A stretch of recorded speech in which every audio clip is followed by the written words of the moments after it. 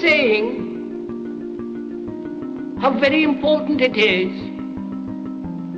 to bring about in the human mind the radical revolution. The crisis is a crisis in consciousness, a crisis that cannot anymore accept the old norms, the old patterns, the ancient traditions. And considering what the world is now, with all their misery, conflict, destructive brutality, aggression, and so on,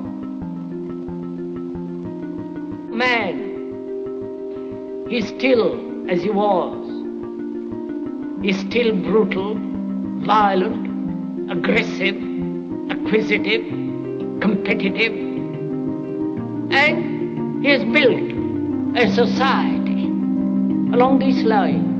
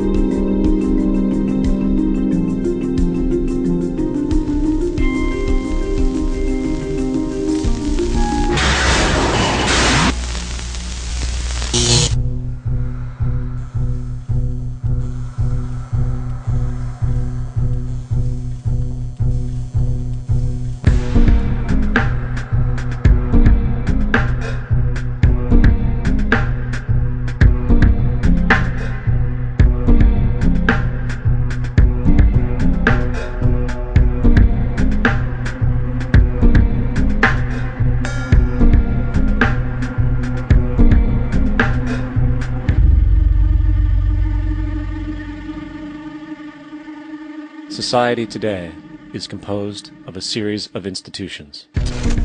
From political institutions, legal institutions, religious institutions, to institutions of social class, familial values, and occupational specialization.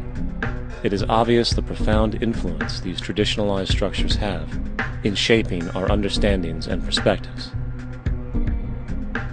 Yet, of all the social institutions we are born into, directed by, and conditioned upon, there seems to be no system as taken for granted and misunderstood as the monetary system. Taking on nearly religious proportions, the established monetary institution exists as one of the most unquestioned forms of faith there is. How money is created, the policies by which it is governed, and how it truly affects society are unregistered interests of the great majority of the population.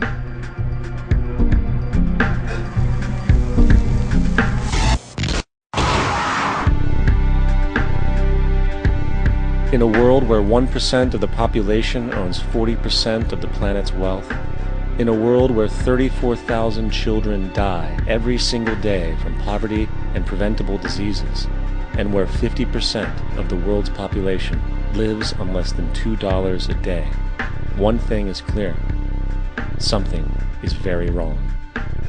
And whether we are aware of it or not, the lifeblood of all of our established institutions, and thus society itself, is money.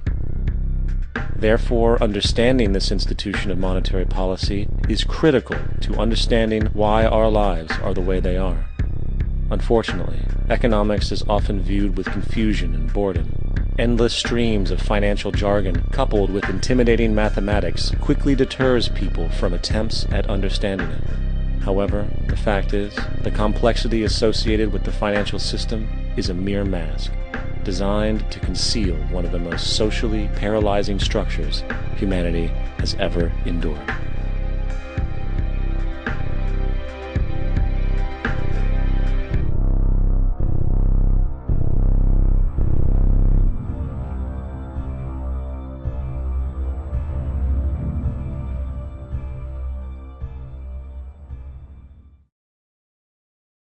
A number of years ago, the Central Bank of the United States, the Federal Reserve, produced a document entitled Modern Money Mechanics. This publication detailed the institutionalized practice of money creation as utilized by the Federal Reserve and the web of global commercial banks it supports. On the opening page, the document states its objective. The purpose of this booklet is to describe the basic process of money creation in a fractional reserve banking system. It then proceeds to describe this fractional reserve process through various banking terminology, a translation of which goes something like this. The United States government decides it needs some money, so it calls up the Federal Reserve and requests, say, $10 billion.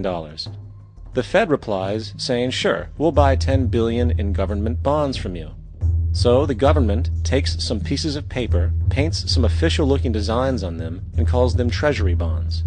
Then it puts a value on these bonds to the sum of $10 billion and sends them over to the Fed. In turn, the people at the Fed draw up a bunch of impressive pieces of paper themselves, only this time calling them Federal Reserve notes, also designating a value of $10 billion to the Fed. The Fed then takes these notes and trades them for the bonds. Once this exchange is complete, the government then takes the $10 billion in Federal Reserve notes and deposits it into a bank account. And upon this deposit, the paper notes officially become legal tender money, adding $10 billion to the U.S. money supply. And there it is. $10 billion in new money has been created. Of course, this example is a generalization, for, in reality, this transaction would occur electronically, with no paper used at all. In fact, only 3% of the U.S. money supply exists in physical currency. The other 97% essentially exists in computers alone.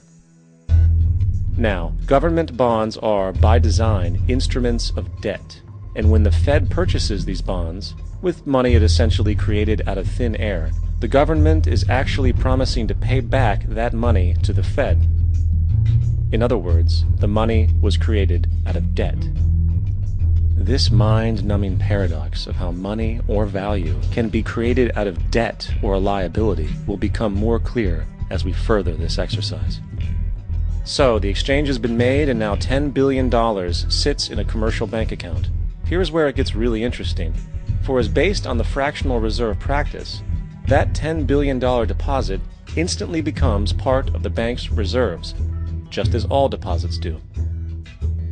And regarding reserve requirements, as stated in Modern Money Mechanics, a bank must maintain legally required reserves equal to a prescribed percentage of its deposits. It then quantifies this by stating, under current regulations, the reserve requirement against most transaction accounts is 10%. This means that with a $10 billion deposit, 10%, or $1 billion, is held as the required reserve, while the other $9 billion is considered an excessive reserve and can be used as the basis for new loans. Now, it is logical to assume that this $9 billion is literally coming out of the existing $10 billion deposit. However, this is actually not the case. What really happens is that the $9 billion is simply created out of thin air on top of the existing $10 billion deposit. This is how the money supply is expanded. As stated in Modern Money Mechanics, of course they, the banks, do not really pay out loans from the money they receive as deposits. If they did this, no additional money would be created. What they do when they make loans is to accept promissory notes, loan contracts, in exchange for credits, money, to the borrower's transaction accounts. In other words, the $9 billion can be created out of nothing simply because there is a demand for such a loan and that there is a $10 billion deposit to satisfy the reserve requirements. Now, let's assume that somebody walks into this bank and borrows the newly available $9 billion. They will then most likely take that money and deposit it into their own bank account. The process then repeats, for that deposit becomes part of the bank's reserves. 10% is isolated, and in turn 90% of the $9 billion, or $8.1 billion, is now available as newly created money for more loans. And, of course, that 8.1 can be loaned out and redeposited, creating an additional 7.2 billion, to 6.5 billion, to 5.9 billion, etc. This deposit money creation loan cycle can technically go on to infinity. The average mathematical result is that about $90 billion can be created on top of the original $10 billion. In other words, for every deposit that ever occurs in the banking system, about 9 times that amount can be created out of thin air. Money jitters? Ask the obliging Bank of America for a jar of soothing instant money, M-O-N-E-Y, in the form of a convenient personal loan. So, now that we understand how money is created by this fractional reserve banking system, a logical yet elusive question might come to mind. What is actually giving this newly created money value? The answer? The money that already exists. The new money essentially steals value from the existing money supply. For the total pool of money is being increased irrespective to demand for goods and services. And as supply and demand finds equilibrium, prices rise, diminishing the purchasing power of each individual dollar. This is generally referred to as inflation, and inflation is essentially a hidden tax on the public. What is the advice that you generally get? And that is inflate the currency. They don't say debase the currency. They don't say devalue the currency. They don't say cheat the people who are saved. They say lower the interest rates. The real deception is when we distort the value of money. When we create money out of thin air, we have no savings, and yet there's so-called capital. So my question boils down to this: how in the world can we expect to solve the problems of inflation, that is, the increase in the supply of money, with more inflation? Of course, it can't. The fractional reserve system of monetary expansion is inherently inflationary. For the act of expanding the money supply, without there being a proportional expansion of goods and services in the economy, will always debase a currency. In fact, a quick glance at the historical values of the US dollar versus the money supply reflects this point definitively, for the inverse relationship is obvious. $1 in 1913 required $21.60 in 2007 to match value. That is a 96% devaluation since the Federal Reserve came into existence. Now, if this reality of inherent and perpetual inflation seems absurd and economically self-defeating, hold that thought, for absurdity is an understatement in regard to how our financial system really operates. For in our financial system, money is debt. And debt is money. Here is a chart of the U.S. money supply from 1950 to 2006. Here is a chart of the U.S. national debt for the same period. How interesting it is that the trends are virtually the same. For the more money there is, the more debt there is. The more debt there is, the more money there is.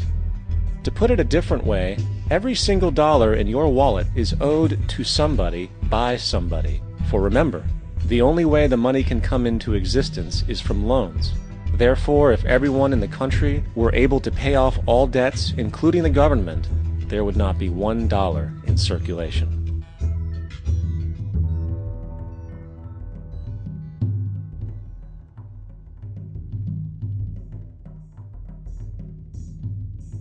In fact, the last time in American history the national debt was completely paid off was in 1835 after President Andrew Jackson shut down the central bank that preceded the Federal Reserve.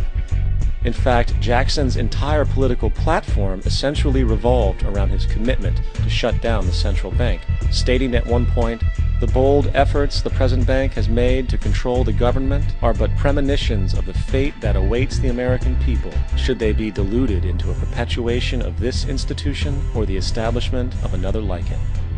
Unfortunately, his message was short-lived, and the international bankers succeeded to install another central bank in 1913, the Federal Reserve. And as long as this institution exists, perpetual debt is guaranteed. Now, so far we have discussed the reality that money is created out of debt, through loans. These loans are based on a bank's reserves, and reserves are derived from deposits. And through this fractional reserve system, any one deposit can create 9 times its original value, in turn debasing the existing money supply, raising prices in society. And since all this money is created out of debt and circulated randomly through commerce, people become detached from their original debt, and a disequilibrium exists where people are forced to compete for labor in order to pool enough money out of the money supply to cover their costs of living. As dysfunctional and backwards as all of this might seem, there is still one thing we have omitted from this equation. And it is this element of the structure which reveals the truly fraudulent nature of the system itself: the application of interest. When the government borrows money from the Fed, or when a person borrows money from a bank, it almost always has to be paid back with accrued interest. In other words, almost every single dollar that exists must be eventually returned to a bank with interest paid as well. But if all money is borrowed from the central bank and is expanded by commercial banks through loans, only what would be referred to as the principal is being created in the money supply. So then, where is the money to cover all of the interest that is charged? Nowhere. It doesn't exist. The ramifications of this are staggering, for the amount of money owed back to the banks will always exceed the amount of money that is available in circulation. This is why inflation is a constant in the economy, for new money is always needed to help cover the perpetual deficit built into the system, caused by the need to pay the interest. What this also means is that mathematically, defaults and bankruptcy are literally built into the system, and there will always be poor pockets of society that get the short end of the stick. An analogy would be a game of musical chairs, for once the music stops, somebody is left out to dry. And that's the point. It invariably transfers true wealth from the individual to the banks. For if you are unable to pay for your mortgage, they will take your property. This is particularly enraging when you realize that not only is such a default inevitable due to the fractional reserve practice, but also because of the fact that the money that the bank loaned to you didn't even legally exist in the first place. For every time you borrow money from a bank, whether it is a mortgage loan or a credit card charge, the money given to you is not only counterfeit, it is an illegitimate form of consideration, and hence voids the contract to repay, for the bank never had the money as property to begin with. Unfortunately, such legal realizations are suppressed and ignored, and the game of perpetual wealth transfer and perpetual debt continues. And this brings us to the ultimate question: why? The fractional reserve policy perpetrated by the Federal Reserve, which has spread in practice to the great majority of banks in the world, is, in fact, a system of modern slavery. Think about it. Money is created out of debt. And what do people do when they are in debt? They submit to employment to pay it off. But if money can only be created out of loans, how can society ever be debt-free? It can't. And that's the point.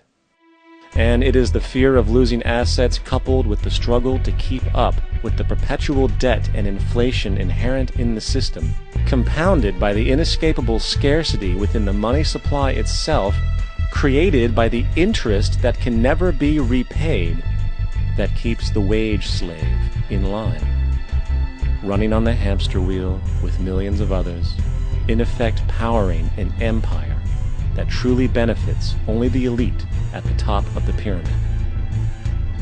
For, at the end of the day, who are you really working for? The banks. Money is created in a bank and invariably ends up in a bank. They are the true masters, along with the corporations and governments they support. Physical slavery requires people to be housed and fed. Economic slavery requires people to feed and house themselves. It is one of the most ingenious scams for social manipulation ever created, and at its core, it is an invisible war against the population. Debt is the weapon used to conquer and enslave societies, and interest is its prime ammunition. And as the majority walks around oblivious to this reality, the banks, in collusion with governments and corporations, continue to perfect and expand their tactics of economic warfare, spawning new bases, such as the World Bank and International Monetary Fund, while also inventing a new type of soldier, the birth of the economic hitman.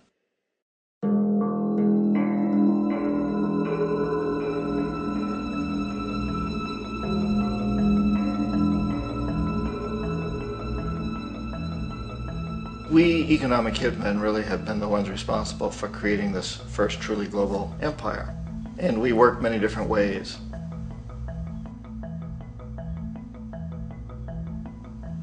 But perhaps the most common is that we will identify a country that has resources our corporations covet, like oil, and then arrange a huge loan to that country from the World Bank or one of its sister organizations. But the money never actually goes to the country. Instead, it goes to our big corporations to build infrastructure projects in that country, power plants, industrial parks, ports, things that benefit a few rich people in that country, in addition to our corporations, but really don't help the majority of the people at all. However, those people, the whole country is left holding a huge debt. It's such a big debt they can't repay it, and that's part of the plan, that they can't repay it. And so at some point, we economic hitmen go back to them and say, listen, you owe us a lot of money, can't pay your debt, so sell your oil real cheap to our oil companies. Allow us to build a military base in your country, or send troops in support of ours to someplace in the world like Iraq, or vote with us on the next UN vote. To have their electric utility company privatized and their water and sewage system privatized and sold to U.S. corporations or other multinational corporations. So there was that whole mushrooming thing, and it's so typical of the way the IMF and the World Bank work, that you put a country in debt, it's such a big debt it can't pay it, and then you offer to refinance that debt and pay even more interest. And you demand this quid pro quo, which you call a conditionality or good governance, which means basically that they've got to sell off their resources, including many of their social services, their utility companies, their school systems sometimes, their penal systems, their insurance systems, to foreign corporations. So it's a double, triple, quadruple whammy. The precedent for economic hitmen really began back in the early 50s when democratically elected Mossadegh, who was elected in Iran, he was considered to be the hope for democracy in the Middle East and around the world. He was Time Magazine's Man of the Year. But one of the things that he'd run on and began to implement was the idea that foreign oil companies needed to pay the Iranian people a lot more for the oil that they were taking out of Iran. The Iranian people should benefit from their own oil. Strange policy. We didn't like that, of course. But we were afraid to do what we normally were doing, which was to send in the military. Instead, we sent in one CIA agent, Kermit Roosevelt, Teddy Roosevelt's relative. And Kermit went in with a few $1 million and was very, very effective and efficient. And in a short amount of time, he managed to get Mossadegh overthrown and brought in the Shah of Iran to replace him, who always was favorable to oil. And it was extremely effective. Bombs overflow Tehran. Army officers shout that Mossadegh has surrendered and his regime as virtual dictator of Iran is ended.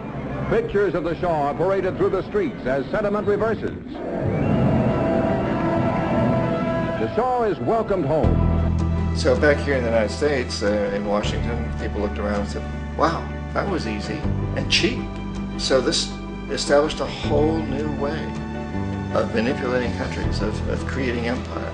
The only problem with Roosevelt was that he was a card-carrying CIA agent, and had he been caught, the ramifications could have been pretty serious. So very quickly at that point, the decision was made to use private consultants to channel the money through the World Bank or the IMF or one of the other such agencies, to bring in people like me who worked for private companies, so that if we got caught, there would be no governmental ramifications.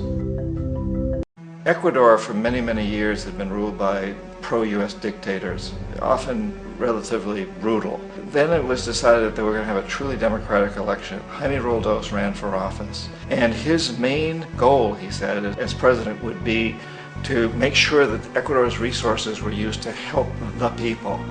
And he won overwhelming, by more votes than anybody had ever won anything in Ecuador.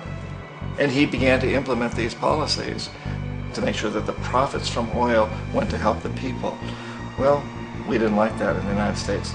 I was sent down as one of several economic hitmen to change Roldos, to corrupt him, to bring him around, to let him know, okay, you can get very rich, you and your family, if you play our game, but if you continue to try to keep these policies you've promised, you're going to go. He wouldn't listen. He was assassinated. As soon as the plane crashed, the whole area was cordoned off. The only people allowed in were U.S. military from a nearby base and some of the Ecuadorian military. When an investigation was launched, 2 of the key witnesses died in car accidents before they had a chance to testify. A lot of very, very strange things that went on around the assassination of Jaime Roldos. I, like most people who've really looked at this case, had absolutely no doubt that it was an assassination. And of course, in my position as an economic hitman, I was always expecting something to happen to Jaime, whether it be a coup or assassination, I wasn't sure, but that he would be taken down because he was not being corrupted. He would not allow himself to be corrupted the way we wanted to corrupt him. Omar Torrijos, president of Panama, was, one of my favorite people. I really, really liked him. He was very charismatic. He was a guy who really wanted to help his country. And when I tried to bribe him or corrupt him, he said, look, John, he called me Juanito. He said, look, Juanito, I don't need the money. What I really need is for my country to be treated fairly. I need for the United States to repay the debts that you owe my people for all the destruction you've done here. I need to be in a position where I can help other Latin American countries win their independence and be free of this terrible presence from the north that you people are exploiting us so badly. I need to have the Panama Canal back in the hands of the Panamanian people. That's what I want. And so, leave me alone. Don't try to bribe me. It was 1981, and in May, Jaime Roldos was assassinated. And Omar was very aware of this. Torrijos got his family together and he said, I'm probably next, but it's okay because I've done what I came here to do. I've renegotiated the canal. The canal will now be in our hands. He just finished negotiating the treaty with Jimmy Carter. In June of that same year, just a couple of months later, he also went down in an airplane crash, which there's no question was executed by CIA-sponsored jackals. Tremendous amount of evidence that one of Torrijos' security guards handed him at the last moment as he was getting on the plane a tape recorder, a small tape recorder that contained a bomb.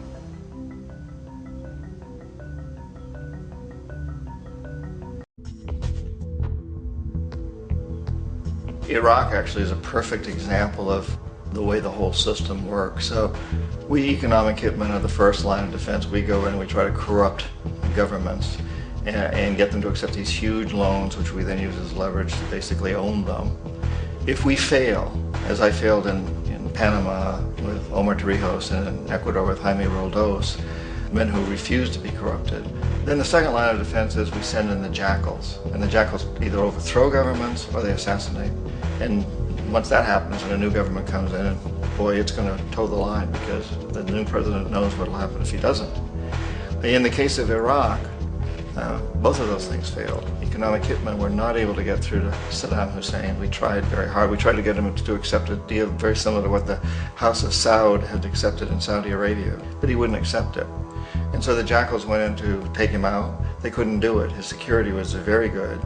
After all, he had one time worked for the CIA. He'd been hired to assassinate a former president of Iraq and failed, but he knew the system. So in '91, we send in the troops and we take out the Iraqi military. So we assume at that point that Saddam Hussein is going to come around. We could have taken him out, of course, at that time, but we didn't want to. He's the kind of strong man we like. He controls his people. We thought he could control the Kurds and keep the Iranians in their border and keep pumping oil for us. And that once we took out his military, now he's going to come around. So the economic hitmen go back in the 90s without success. If they'd had success, he'd still be running the country. We'd be selling him all the fighter jets he wants and everything else he wants. But they couldn't. They didn't have success. The Jackals couldn't take him out again, so we sent the military in once again, and this time we did the complete job and took him out, and in the process created for ourselves some very, very lucrative construction deals. We had to reconstruct a country that we'd essentially destroyed, which is a pretty good deal if you own construction companies, big ones. So, Iraq shows the three stages. The economic hitmen failed there, the Jackals failed there, and as a final measure, the military goes in.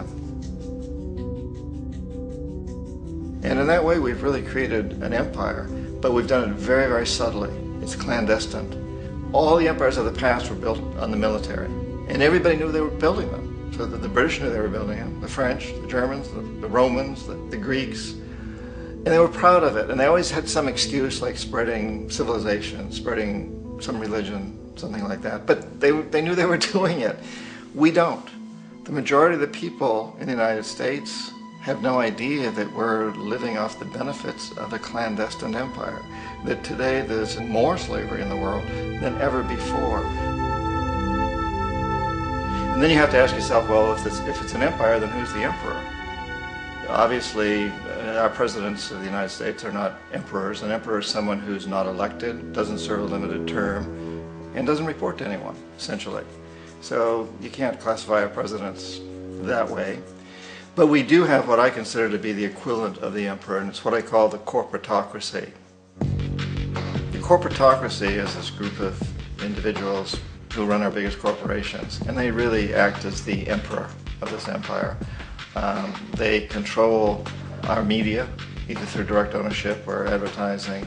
They control most of our politicians because they finance their campaigns, either through their corporations or through personal contributions that come out of the corporations.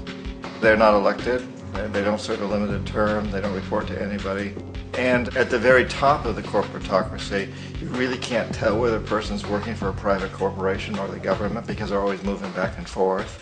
So, you've got a guy who one moment is the president of a big construction company like Halliburton, and the next moment he's vice president of the United States, or the president who is in the oil business. And this is true whether you've got Democrats or Republicans in the office. You have to moving back and forth through the revolving door. And in a way, our government is invisible a lot of the time, and its policies are carried out by our corporations on one level or another. And then again, the policies of the government are basically forged by the corporatocracy and then presented to the government. They become government policy. So it's an incredibly cozy relationship. This isn't a conspiracy theory type of thing. These people don't have to get together and plot to do things. They all basically work under one primary assumption, and that is that they must maximize profits regardless of the social and environmental costs.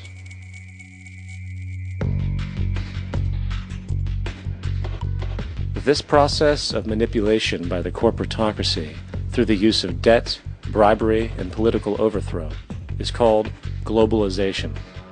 Just as the Federal Reserve keeps the American public in a position of indentured servitude through perpetual debt, inflation, and interest, the World Bank and IMF serve this role on a global scale.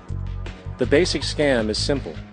Put a country in debt either by its own indiscretion or through corrupting the leader of that country, then impose conditionalities or structural adjustment policies, often consisting of the following. Currency devaluation.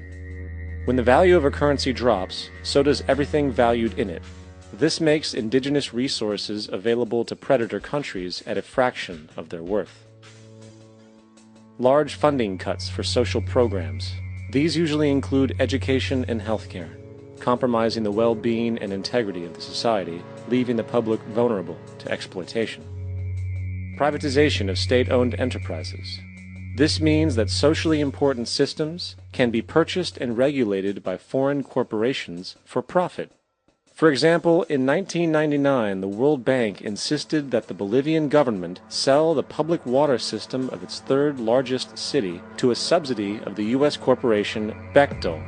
As soon as this occurred, water bills for the already impoverished local residents skyrocketed. It wasn't until after a full-blown revolt by the people that the Bechtel contract was nullified.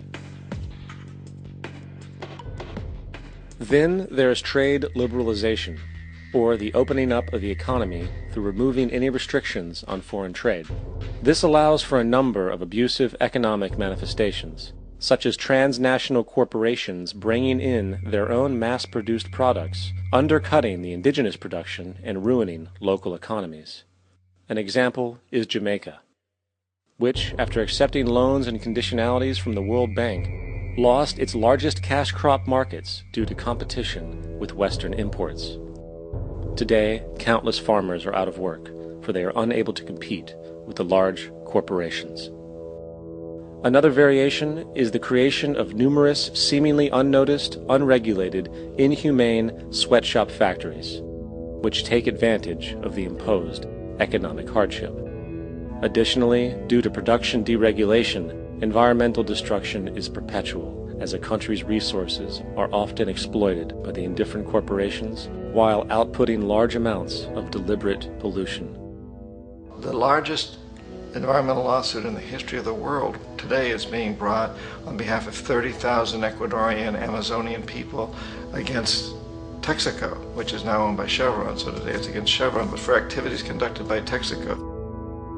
Estimated to be more than 18 times what Exxon Valdez dumped into the coast of Alaska.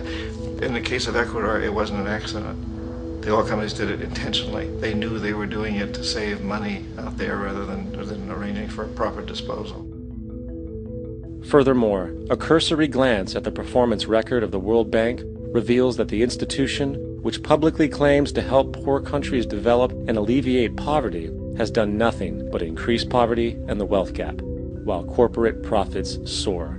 In 1960, the income gap between the fifth of the world's people in the richest countries versus the fifth in the poorest countries was 30 to 1. By 1998, it was 74 to 1. While global GNP rose 40% between 1970 and 1985, those in poverty actually increased by 17%. While from 1985 to 2000, those living on less than $1 a day increased by 18%. Even the Joint Economic Committee of the U.S. Congress admitted that there is a mere 40% success rate of all World Bank projects. In the late 1960s, the World Bank intervened in Ecuador with large loans. During the next 30 years, poverty grew from 50% to 70%. Under or unemployment grew from 15 to 70%. Public debt increased from 240 million to 16 billion, while the share of resources allocated to the poor went from 20% to 6%. In fact, by the year 2000, 50% of Ecuador's national budget had to be allocated for paying its debts. It is important to understand the World Bank is, in fact, a U.S. bank, supporting U.S. interests. For the United States holds veto power over decisions, as it is the largest provider of capital. And where did it get this money? You guessed it.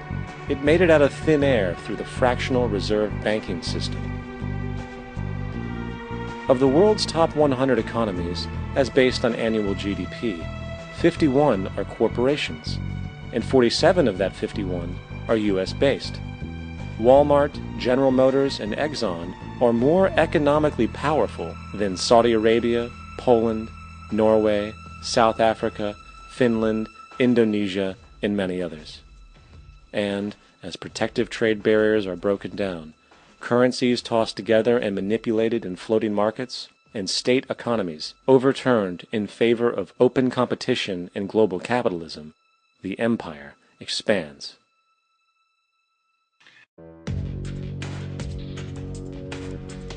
So, what do?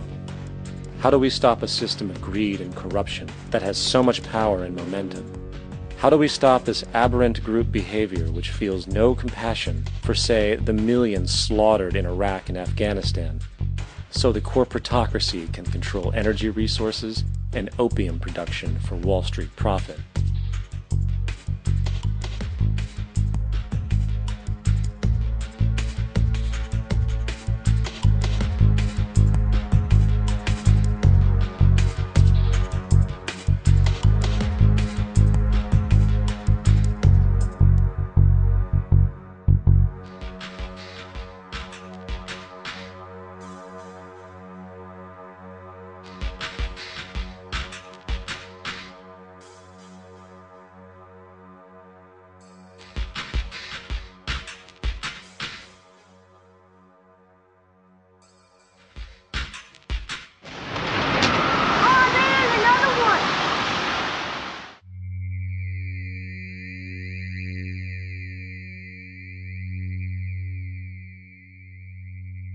How do we stop a system of greed and corruption that condemns poor populations to sweatshop slavery for the benefit of Madison Avenue?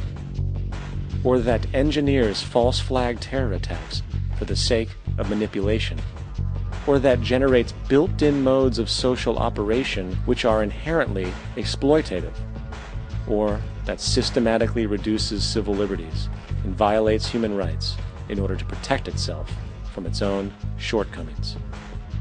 How do we deal with the numerous covert institutions such as the Council on Foreign Relations, the Trilateral Commission, and the Bilderberg Group, and other undemocratically elected groups which, behind closed doors, collude to control the political, financial, social, and environmental elements of our lives?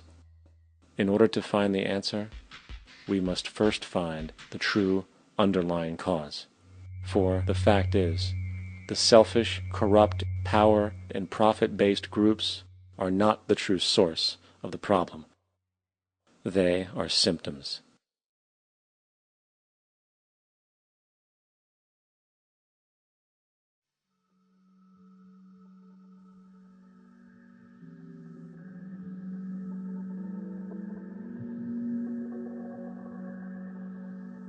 My name is Jock Fresco.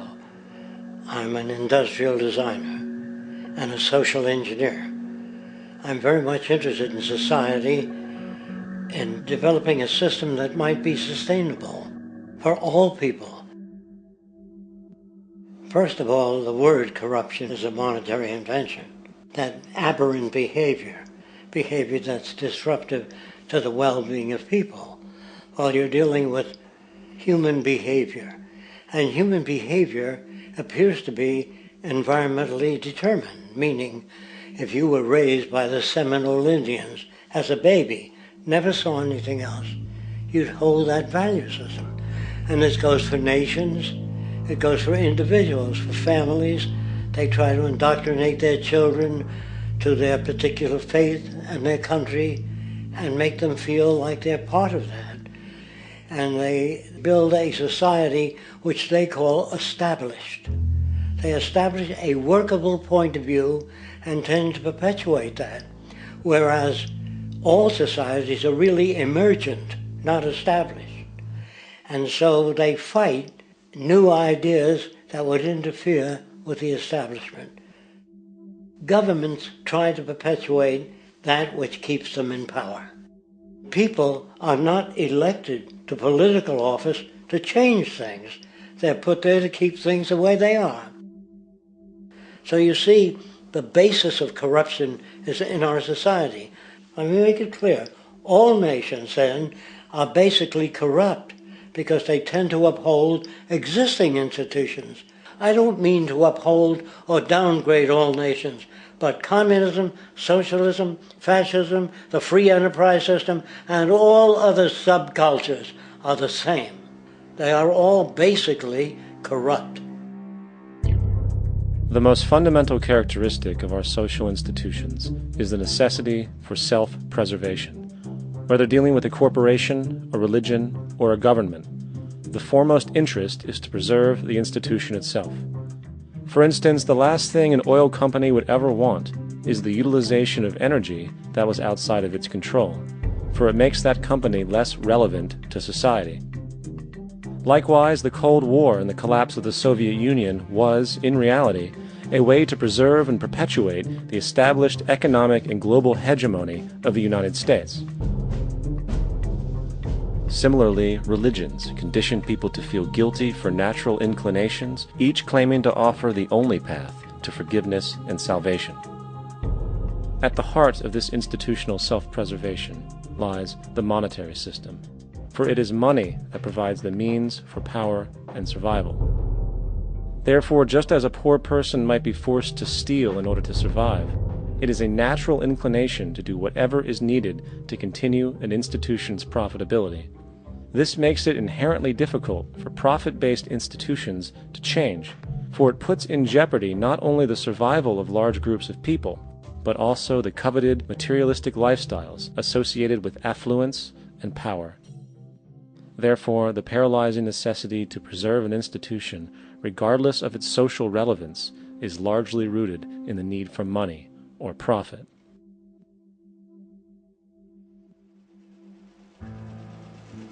What's in it for me is why people think. And so if a man makes money selling a certain product, naturally he's going to fight the existence of another product that may threaten his institution. Therefore, people cannot be fair, and people do not trust each other. A guy will come over to you and say, I got just the house you're looking for. He's a salesman. When a doctor says, I think your kidney has to come out, I don't know if he's trying to pay off a yacht or whether my kidney has to come out. It's hard in a monetary system to trust people. If you came into my store and I said, this lamp that I've got is pretty good, but the lamp next door is much better, I wouldn't be in business very long. It wouldn't work. If I were ethical, it wouldn't work. So when you say industry cares for people, that's not true. They can't afford to be ethical. So your system is not designed to serve the well-being of people. If you still don't understand that, there would be no outsourcing of jobs if they cared about people. Industry does not care. They only hire people because it hasn't been automated yet. So don't talk about decency and ethics. We cannot afford it and remain in business. It is important to point out that regardless of the social system, whether fascist, socialist, capitalist, or communist, the underlying mechanism is still money, labor, and competition. Communist China is no less capitalistic than the United States. The only difference is the degree by which the state intervenes in enterprise. The reality is that monetaryism, so to speak, is the true mechanism that guides the interests of all the countries on the planet. The most aggressive and hence dominant variation of this monetaryism is the free enterprise system. The fundamental perspective, as put forth by early free market economists like Adam Smith, is that self-interest in competition leads to social prosperity, as the act of competition creates incentive which motivates people to persevere. However, what isn't talked about is how a competition-based economy invariably leads to strategic corruption, power and wealth consolidation, social stratification, technological paralysis, labor abuse, and, ultimately, a covert form of government dictatorship by the rich elite. The word corruption is often defined as moral perversion. If a company dumps toxic waste into the ocean to save money, most people recognize this as corrupt behavior. On a more subtle level, when Walmart moves into a small town and forces small businesses to shut down for they are unable to compete, a gray area emerges. For what exactly is Walmart doing wrong? Why should they care about mom-and-pop organizations they destroy? Yet, even more subtly, when a person gets fired from their job because a new machine has been created which can do the work for less money, people tend to just accept that as the way it is, not seeing the inherent corrupt inhumanity of such an action. Because the fact is, whether it is dumping toxic waste, having a monopoly enterprise, or downsizing the workforce, the motive is the same: profit. They are all different degrees of the same self-preserving mechanism, which always puts the well-being of people second to monetary gain. Therefore, corruption is not some byproduct of monetaryism. It is the very foundation. And while most people acknowledge this tendency on one level or another, the majority remains naive as to the broad ramifications of having such a selfish mechanism as the guiding mentality in society. And feeling that, they don't know who to elect. They think in terms of a democracy, which is not possible in a monetary-based economy. If you have more money to advertise your position, the position you desire in government, that isn't a democracy. It serves those in positions of differential advantage. So it's always a dictatorship of the elitists, the financially wealthy. It's not politicians that can solve problems. They have no technical capabilities. They don't know how to solve problems. Even if they were sincere, they don't know how to solve problems. It's the technicians that produce the desalination plants. It's the technicians that give you electricity, that give you motor vehicles, that heat your house and cool it in the summertime. It's technology that solves problems, not politics. Politics cannot solve problems because they're not trained to do so. Very few people today stop and consider what it is that actually improves their lives. Is it money? Obviously not. One cannot eat money or stuff money into their car to get it to run. Is it politics? All politicians can do is create laws, establish budgets, and declare war. Is it religion? Of course not. Religion creates nothing except intangible emotional solace for those who require it. The true gift that we as human beings have, which has been solely responsible for everything that has improved our lives, is technology. What is technology? Technology is a pencil which allows one to solidify ideas on paper for communication. Technology is an automobile which allows one to travel faster than feet would allow. Technology is a pair of eyeglasses which enables sight for those who need it. Applied technology itself is merely an extension of human attributes which reduces human effort, freeing humans from a particular chore or problem. Imagine what your life would be like today without a telephone, or an oven, or a computer, or an airplane. Everything in your home, which you take for granted, from a doorbell, to a table, to a dishwasher, is technology generated from the creative, scientific ingenuity of human technicians, not money, politics, or religion. These are false institutions. And the question that's raised by politicians is, how much will a project cost? The question is not, how much will it cost? Do we have the resources? And we have the resources today to house everyone, build hospitals all over the world, build schools all over the world, the finest equipment and labs for teaching and doing medical research. So you see, we have all that, but we're in a monetary system. And in a monetary system, there's profit. And what is the fundamental mechanism that drives the profit system besides self-interest? What is it exactly that maintains that competitive edge at its core? Is it high efficiency and sustainability? No, that isn't part of their design. Nothing produced in our profit-based society is even remotely sustainable or efficient. If it was, there wouldn't be a multi-million-dollar-a-year service industry for automobiles, nor would the average lifespan for most electronics be less than 3 months before they're obsolete. Is it abundance? Absolutely not. Abundance, as based on the laws of supply and demand, is actually a negative thing. If a diamond company finds 10 times the usual amount of diamonds during their mining, it means the supply of diamonds has increased, which means the cost and profit per diamond drops. The fact is, efficiency, sustainability, and abundance are enemies of profit. To put it into a word, it is the mechanism of scarcity that increases profits. What is scarcity? Based on keeping products valuable. Slowing up production on oil raises the price. Maintaining scarcity of diamonds keeps the price high. They burn diamonds at the Kimberley diamond mines. They're made of carbon. That keeps the price up. So then, what does it mean for society when scarcity, either produced naturally or through manipulation, is a beneficial condition for industry?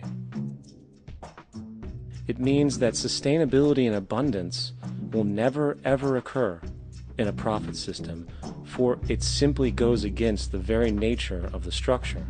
Therefore, it is impossible to have a world without war or poverty. It is impossible to continually advance technology to its most efficient and productive states.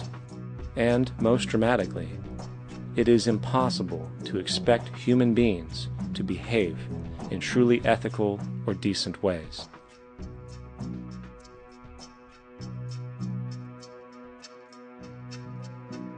People use the word instinct because they can't account for the behavior.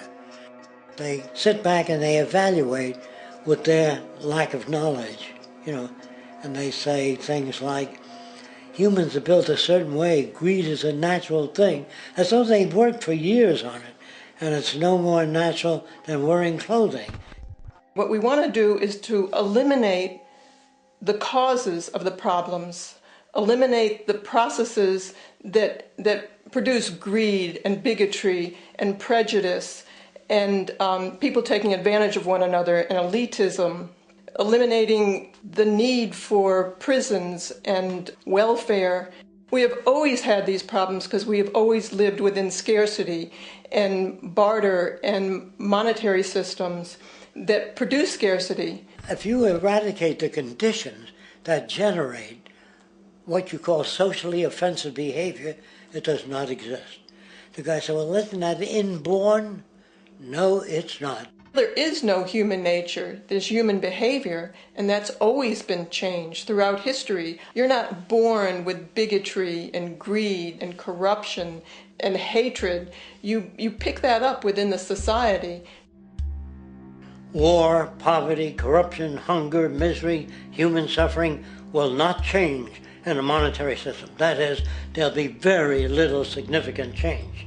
It's going to take the redesign of our culture, our values, and it has to be related to the carrying capacity of the earth, not some human opinion or some politician's notions of the way the world ought to be, or some religious notions of the conduct of human affairs.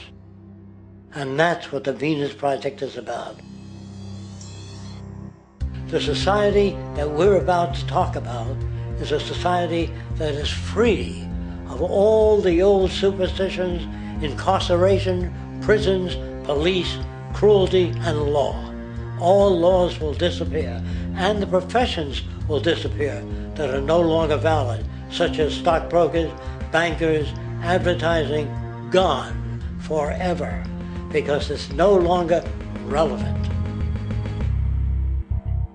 When we understand that it is technology devised by human ingenuity which frees humanity and increases our quality of life, we then realize that the most important focus we can have is on the intelligent management of the Earth's resources.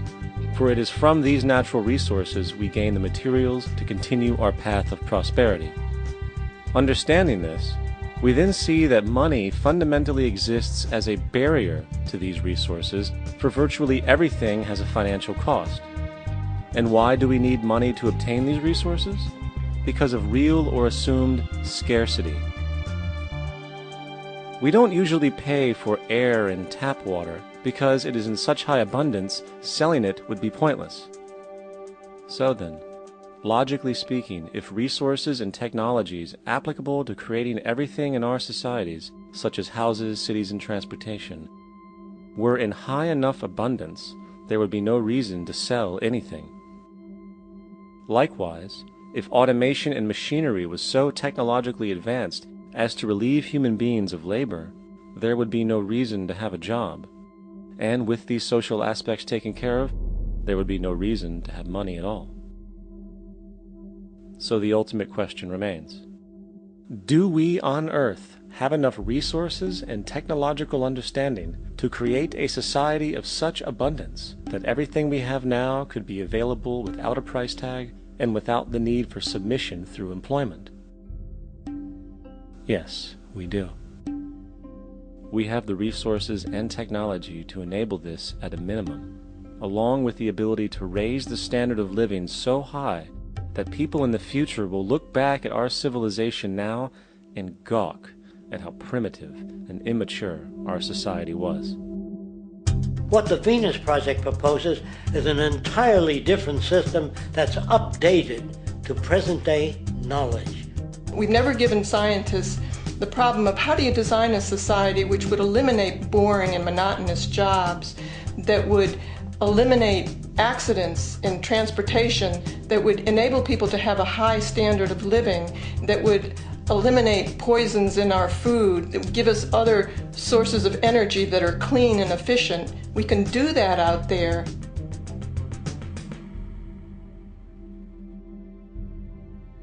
The major difference between a resource-based economy and a monetary system is that a resource-based economy is really concerned with people and their well-being, where a monetary system has become so distorted that the concerns of the people are really secondary, if they're there at all. The products that are turned out are for how much money you can get. If there is a problem in society and you can't earn money from solving that problem, then it won't be done. The resource-based economy is really not close to anything that's been tried. And with all our technology today, we can create abundance. It could be used to improve everyone's lifestyle. Abundance all over the world if we use our technology wisely and maintain the environment. It's a very different system, and it's very hard to talk about because the public is not that well enough informed as to the state of technology.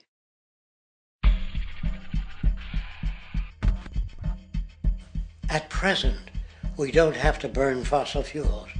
We don't have to use anything that would contaminate the environment. There are many sources of energy available. Alternative energy solutions pushed by the establishment, such as hydrogen, biomass, and even nuclear, are highly insufficient, dangerous, and exist only to perpetuate the profit structure that industry has created. When we look beyond the propaganda and self-serving solutions put forth by the energy companies, we find a seemingly endless stream of clean, abundant, and renewable energy for generating power. Solar and wind energy are well known to the public, but the true potential of these mediums remains unexpressed. Solar energy, derived from the sun, has such abundance that 1 hour of light at high noon contains more energy than what the entire world consumes in a year. If we could capture 0.01% of this energy, the world would never have to use oil, gas, or anything else. The question then is not availability, but the technology to harness it. And there are many advanced mediums today which could accomplish just that, if they were not hindered by the need to compete for market share with the established energy power structures. Then there's wind energy. Wind energy has long been denounced as weak, and due to being location-driven, impractical. This is simply not true. The U.S. Department of Energy admitted in 2007 that if wind was fully harvested in just 3 of America's 50 states, it could power the entire nation. And then there are the rather unknown mediums of tidal and wave power. Tidal power is derived from tidal shifts in the ocean. Installing turbines which capture this movement generates energy. In the United Kingdom, 42 sites are currently noted as available, forecasting that 34% of all the UK's energy could come from tidal power alone. Wave power, which extracts energy from the surface motions of the ocean, is estimated to have a global potential of up to 80,000 terawatt-hours a year. This means 50% of the entire planet's energy usage could be produced from this medium alone. Now, it is important to point out that tidal, wave, solar, and wind power requires virtually no preliminary energy to harness, unlike coal, oil, gas, biomass, hydrogen, and all the others. In combination, these 4 mediums alone, if efficiently harnessed through technology, could power the world forever. That being said, there happens to be another form of clean, renewable energy which trumps them all: geothermal power. Geothermal energy utilizes what is called heat mining, which, through a simple process using water, is able to generate massive amounts of clean energy. In 2006, an MIT report on geothermal energy found that 13,000 zettajoules of power are currently available in the Earth, with the possibility of 2,000 zettajoules being easily tappable with improved technology. The total energy consumption of all the countries on the planet is about half of a zettajoule a year. This means about 4,000 years of planetary power could be harnessed in this medium alone. And when we understand that the Earth's heat generation is constantly renewed, this energy is really limitless and could be used forever. These energy sources are only a few of the clean, renewable mediums available, and as time goes on, we will find more. The grand realization is that we have total energy abundance without the need for pollution, traditional conservation, or, in fact, a price tag. And what about transportation? The prevailing means of transportation in our societies is by automobile and aircraft, both of which predominantly need fossil fuels to run. In the case of the automobile, the battery technology needed to power an electric car that can go over 100 miles an hour for over 200 miles on one charge exists, and has existed for many years. However, due to battery patents controlled by the oil industry, which limits their availability to maintain market share, coupled with political pressure from the energy industry, the accessibility and affordability of this technology is limited. There is absolutely no reason other than pure, corrupt profit interest that every single vehicle in the world cannot be electric and utterly clean, with zero need for gasoline. As far as airplanes, it is time we realize that this means of travel is inefficient, cumbersome, slow, and causes far too much pollution. This is a maglev train. It uses magnets for propulsion. It is fully suspended by a magnetic field and requires less than 2% of the energy used for plane travel. The train has no wheels, so nothing can wear out. The current maximum speed of versions of this technology, as used in Japan, is 361 miles per hour. However, this version of the technology is very dated. An organization called ET3, which has connections with the Venus Project, has established a tube-based maglev that can travel up to 4,000 miles per hour in a motionless, frictionless tube, which can go over land or underwater. Imagine going from LA to New York for an extended lunch break, or from Washington, D.C. to Beijing, China in 2 hours. This is the future of continental and intercontinental travel, fast, clean, with only a fraction of the energy usage we use today for the same means. In fact, between maglev technology, advanced battery storage, and geothermal energy, there would be no reason to ever burn fossil fuels again. And we can do this now if we were not held back by the paralyzing profit structure. Now, America is inclined toward fascism. It has a propensity, by its dominant philosophy and religion, to uphold the fascist point of view. American industry is essentially a fascist institution. If you don't understand that, the minute you punch that time clock, you walk into a dictatorship. We're given notions about the respectability of work, and I really look at it as being paid slavery. They're brought up to believe that you shall earn your living by the sweat of your brow. That holds people back, freeing people from drudgery, repetitive jobs which make them ignorant. You rob them. In our society, that is a resource-based economy, machines free people. You see, we can't imagine that because we've never known that kind of world. If we look back at history, we see a very clear pattern of machine automation slowly replacing human labor. From the disappearance of the elevator man to the near full automation of an automobile production plant, the fact is, as technology grows, the need for humans in the workforce will continually be diminished. This creates a serious clash, which proves the falseness of the monetary-based labor system. For human employment is in direct competition with technological development. Therefore, given the fundamental priority of profit by industry, people through time will be continually laid off and replaced by machine. When industry takes on a machine, instead of shortening the workday, they downsize. You lose your job, so you have a right to fear machines.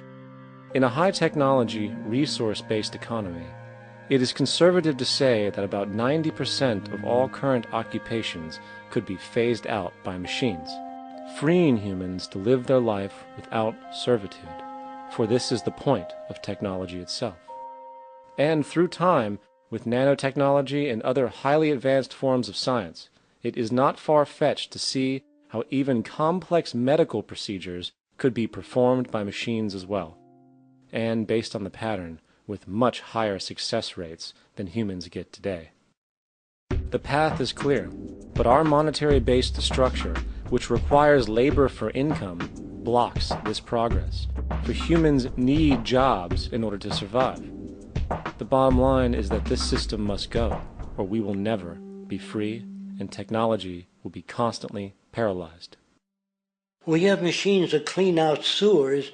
It frees a human being from doing that. So look at machines as extensions of human performance. Furthermore, many occupations today will have simply no basis to exist in a resource-based economy, such as anything associated with the management of money, advertising, along with the legal system itself. For without money, a great majority of the crimes that are committed today would never occur. Virtually all forms of crime are a consequence of the monetary system, either directly or by neuroses inflicted through financial deprivation. Therefore, laws themselves could eventually become extinct. Instead of putting up a sign, drive carefully, slippery when wet, put abrasive in the highway so it's not slippery when wet. And if a person gets in a car they're drunk and the car oscillates a great deal, there's a little pendulum that swings up and back, and that'll pull the car over to the side. Not a law solution. Put sonar and radar in automobiles so they can't hit one another. Man-made laws are attempts to deal with occurring problems, and not knowing how to solve them, they make a law. In the United States, the most privatized, capitalist country on the planet, it should come as no surprise that it also has the largest prison population in the world, growing every year. Statistically, most of these people are uneducated and come from poor, deprived societies. And, contrary to propaganda, it is this environmental conditioning which lures them into criminal and violent behavior. However, society looks the other way in regard to this point. The legal and prison systems are just more examples of how our society avoids examining the root causes of behavior.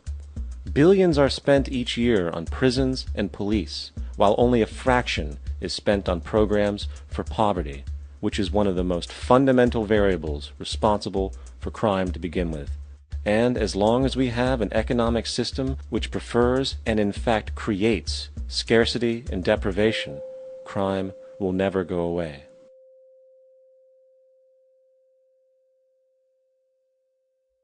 If people have access to the necessities of life without servitude, debt, barter, trade, they behave very differently. You want all these things available without a price tag. Now then, you gotta have a price tag. Well, what'll motivate people? Man gets everything he wants, he just lay around in the sun. This is the myth they perpetuate. People in our culture are trained to believe that the monetary system produces incentive. If they have access to things, why should they want to do anything? They will lose their incentive. That's what you're taught to support the monetary system. When you take money out of the scenario, there would be different incentives, very different incentives. When people have access to the necessities of life, their incentives change. What about the moon and the stars? New incentives arise. If you make a painting that you will enjoy giving it to other people, not selling it.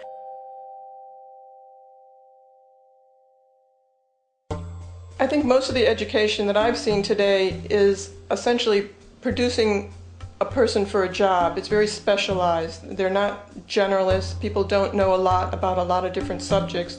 I don't think you could get people to go to war if they knew a lot about a lot of things. I think education is mostly rote, and they're not taught how to solve problems. They're not given the tools, emotionally or within their own field, of how to do critical thinking.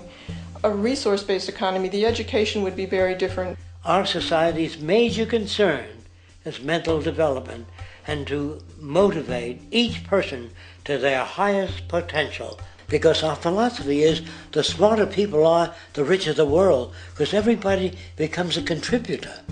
The smarter your kids are, the better my life will be. because they'll be contributing more constructively to the environment and to my life, because everything that we devise within a resource-based economy would be applied to society. There would be nothing to hold it back. Patriotism, weapons, armies, navies, all that is a sign that we're not civilized yet. Kids will ask their parents, "Didn't you see the necessity of the machines? Dad, couldn't you see that war was inevitable when you produce scarcity? Isn't it obvious?" Of course the kid will understand that you were pinheads, raised merely to serve the established institutions. We're such an abominable, sick society that we won't make the history book. They just say that large nations took land from smaller nations, used force and violence. You'll get history talked about as corrupt behavior all the way along until the beginning of the civilized world. That's when all the nations work together. World unification, working toward common good for all human beings, and without anyone being subservient to anyone else, without social stratification, whether it be technical elitism or any other kind of elitism, eradicated from the face of the earth. The state does nothing because there is no state. There is no state. The system I advocate, a resource-based global economy, is not perfect. It's just a lot better than what we have. We can never achieve perfection.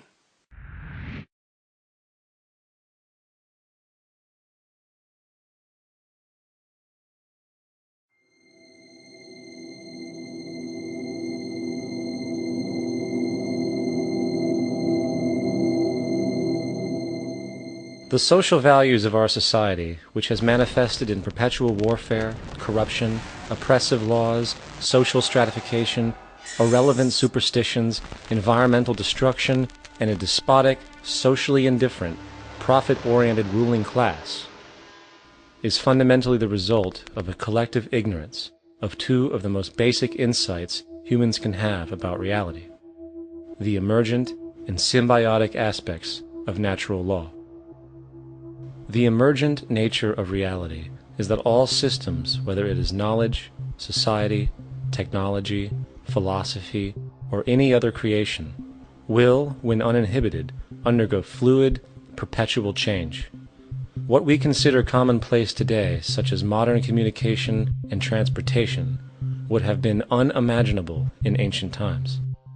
Likewise, the future will contain technologies, realizations, and social structures that we cannot even fathom in the present. We have gone from alchemy to chemistry, from a geocentric universe to a heliocentric, from believing that demons were the cause of illness to modern medicine. This development shows no sign of ending, and it is this awareness that aligns us and leads us on a continuous path to growth and progress. Static, empirical knowledge does not exist. Rather, it is the insight of the emergence of all systems we must recognize. This means we must be open to new information at all times, even if it threatens our current belief system and hence identities. Sadly, society today has failed to recognize this, and the established institutions continue to paralyze growth by preserving outdated social structures. Simultaneously, the population suffers from a fear of change, for their conditioning assumes a static identity, and challenging one's belief system usually results in insult and apprehension, for being wrong is erroneously associated with failure, when, in fact, to be proven wrong should be celebrated, for it is elevating someone to a new level of understanding, furthering awareness. The fact is, there is no such thing as a smart human being, for it is merely a matter of time before their ideas are updated, changed, or eradicated. And this tendency to blindly hold on to a belief system, sheltering it from new, possibly transforming information, is nothing less than a form of intellectual materialism.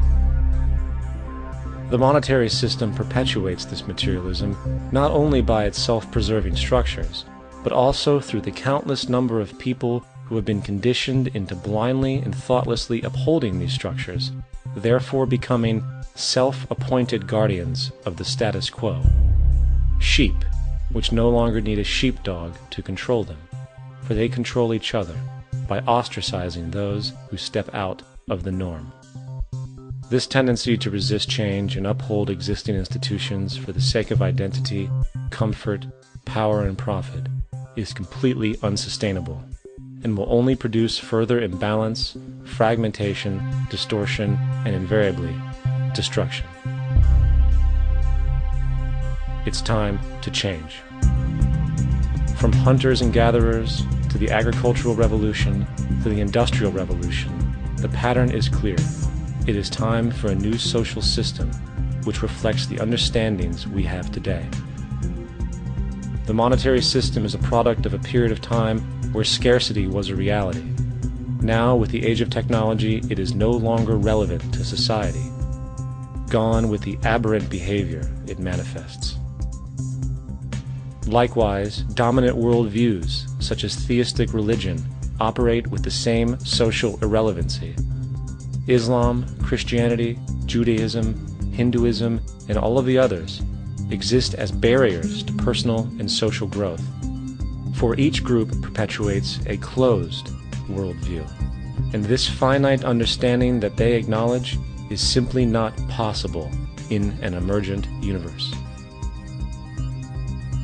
Yet, religion has succeeded in shutting down the awareness of this emergence by instilling the psychological distortion of faith upon its followers, where logic and new information is rejected in favor of traditionalized, outdated beliefs.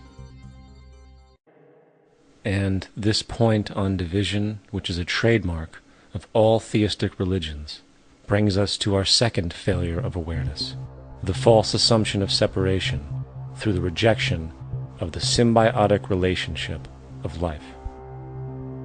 Apart from the understanding that all natural systems are emergent, where all notions of reality will be constantly developed, altered, and even eradicated, we must also understand that all systems are, in fact, invented fragments, merely for the sake of conversation. For there is no such thing as independence in nature.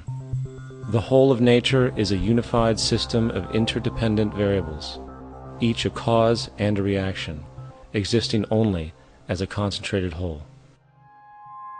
You don't see the plug connected to the environment, so it looks like we're free, wandering around. Take the oxygen away, we all die immediately. Take plant life away, we die. And without the sun, all the plants die. So we are connected. We really must take into account the totality. This isn't just a human experience on this planet. This is a total experience. And we know we can't survive without plants and animals. We know we can't survive without the four elements, you know. And so when are we going to really start taking that into account? That's what it is to be successful. Success depends on how well we relate to everything around us.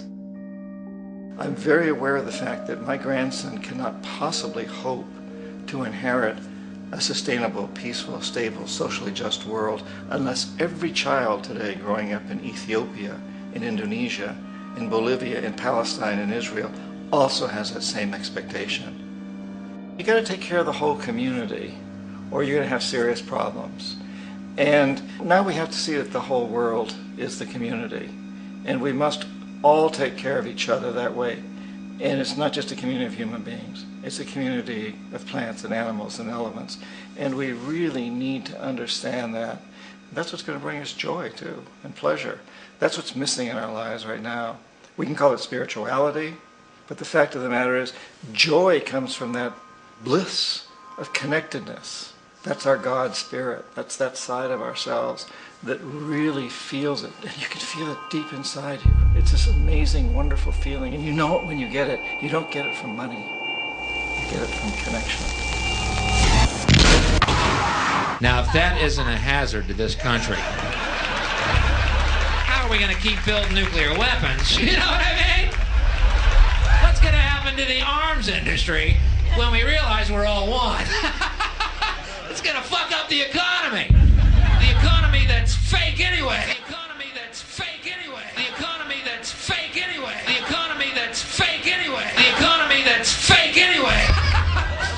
this would be a real bummer.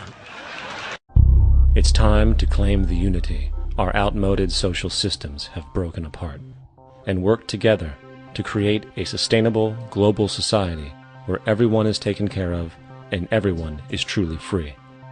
Your personal beliefs, whatever they may be, are meaningless when it comes to the necessities of life. Every human being is born naked, needing warmth, food, water, shelter. Everything else is auxiliary. Therefore, the most important issue at hand is the intelligent management of the Earth's resources. This can never be accomplished in a monetary system, for the pursuit of profit is the pursuit of self-interest, and therefore imbalance is inherent. Instead of weapons of mass destruction, it is time to unleash something much more powerful.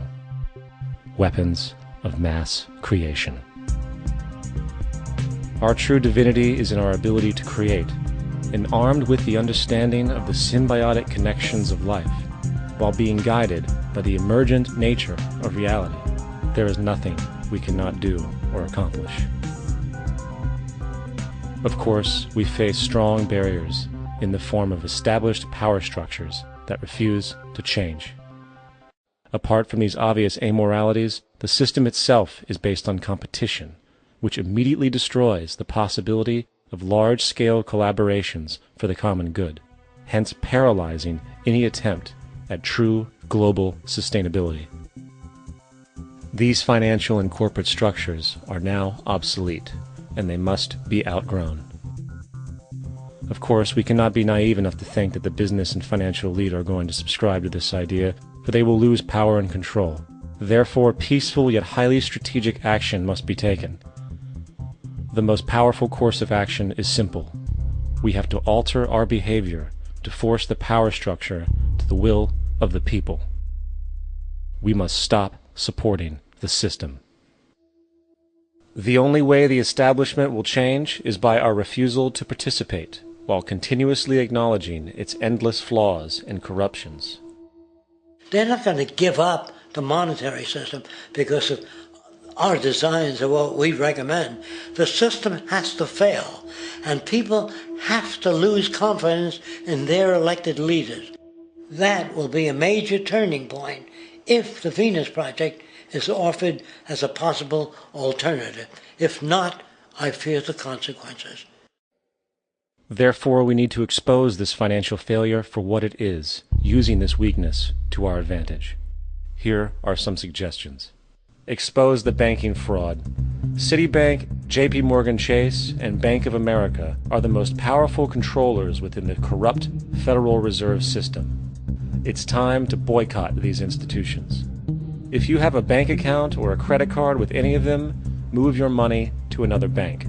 If you have a mortgage, refinance with another bank. If you own their stock, sell it. If you work for them, quit. This gesture will express contempt for the true powers behind the private banking cartel known as the Federal Reserve, and create awareness about the fraud of the banking system itself. 2. Turn off the TV news. Visit the emerging independent news agencies on the internet for your information. CNN, NBC, ABC, Fox, and all the others present all news pre-filtered to maintain the status quo. With 4 corporations owning all major media outlets, objective information is impossible. This is the true beauty of the internet, and the establishment has been losing control because of this free flow of information. We must protect the internet at all times, as it is truly our savior right now. 3. Don't ever allow yourself, your family, or anyone you know to ever join the military. This is an obsolete institution now used exclusively for maintaining an establishment that is no longer relevant. U.S. soldiers in Iraq work for U.S. corporations, not the people. Propaganda forces us to believe that war is natural and the military is an honorable institution. Well, if war is natural, why are there 18 suicides every single day by American veterans who have post-traumatic stress disorder? If our military men and women are so honored, why is it that 25% of the American homeless population are veterans? 4. Stop supporting the energy companies. If you live in a detached house, get off the grid. Investigate every means of making your home self-sustainable with clean energy. Solar, wind, and other renewable energies are now affordable consumer realities, and considering the never-ending rising cost of traditional energies, it will likely be a cheaper investment over time. If you drive, get the smallest car you can, and consider using one of the many conversion technologies that can enable your car to be a hybrid, electric, or run on anything other than establishment fuels. 5. Reject the political system. The illusion of democracy is an insult to our intelligence. In a monetary system, there is no such thing as a true democracy, and there never was. We have two political parties owned by the same set of corporate lobbyists. They are placed in their positions by the corporations, with popularity artificially projected by their media. In a system of inherent corruption, the change of personnel every couple of years has very little relevance. Instead of pretending that the political game has any true meaning, focus your energy on how to transcend this failed system. And 6. Join the movement. Go to the zeitgeistmovement.com and help us create the largest mass movement for social change the world has ever seen. We must mobilize and educate everyone about the inherent corruption of our current world system, along with the only true sustainable solution, declaring all the natural resources on the planet as common heritage to all people, while informing everyone as to the true state of technology and how we can all be free if the world works together rather than fights. The choice lies with you. You can continue to be a slave to the financial system and watch the continuous wars, depressions, and injustice across the globe while placating yourself with vain entertainment and materialistic garbage. Or you can focus your energy on true, meaningful, lasting, holistic change, which actually has the realistic ability to support and free all humans with no one left behind. But, in the end, the most relevant change must occur first inside of you. The real revolution is the revolution of consciousness, and each one of us first needs to eliminate the divisionary, materialistic noise we have been conditioned to think is true, while discovering, amplifying, and aligning with the signal coming from our true empirical oneness. It is up to you.